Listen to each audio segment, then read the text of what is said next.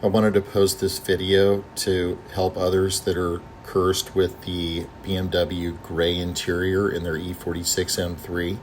We wanted to go with the classic cinnamon color, and I didn't know how to do that, so I started looking online, and it was too expensive to replace with clapped out interior from some other Facebook marketplace guy. So we took matters into our own hands, researched, and found leather dye from the seat doctors. Andy over there was super helpful. I found a vehicle that sold on M3 list for like $82,000. It was some show grade E46 M3 with cinnamon interior. I grabbed the VIN number off of that and I sent it over with the paint code to Andy at Paint Doctors, and he sent me a perfect match of that car. And then I went to work using sandpaper anywhere from starting at 400 all the way up to 1500, 3000 grit, depending on what I was sanding. You're just going to need a lot of patience, a ton of prep work. I'm working on the door cards here, so I had to dismantle the door cards. They're kind of glued in from the back, and you need to drill them out, and then you can reapply them or put them back with self-tapping screws. And if you need the measurements, let me know. If anyone watches this and needs help, feel free to send me a message.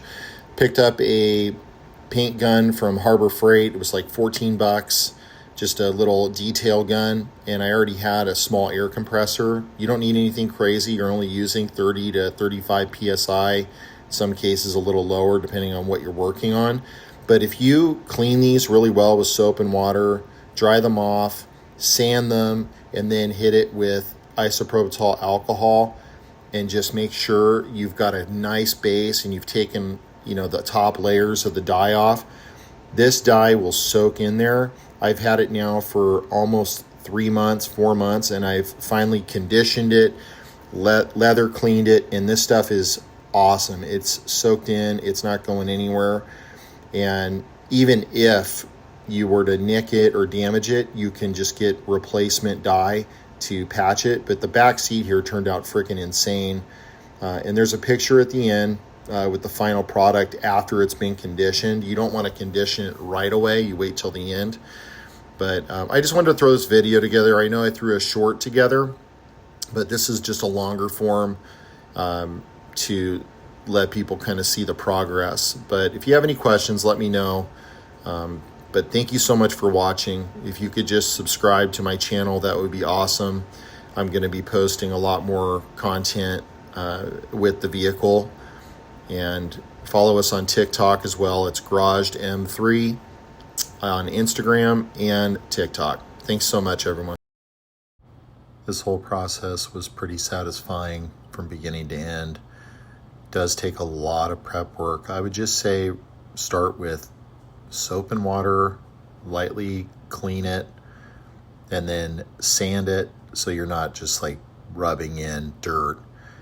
And then the alcohol is primarily to get any oils and residue and things like that. I went pretty liberal with it. I mean, I was going pretty heavy with the isopropyl alcohol because I want this to be permanent. So I really kind of went after it with the sandpaper. You can see where we also colored the dash.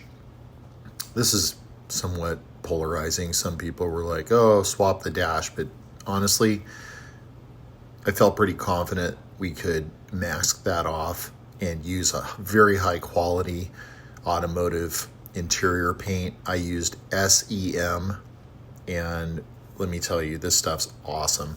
Did some prep work, mostly was just soap, water, isopropyl alcohol, a very light sanding on the dash.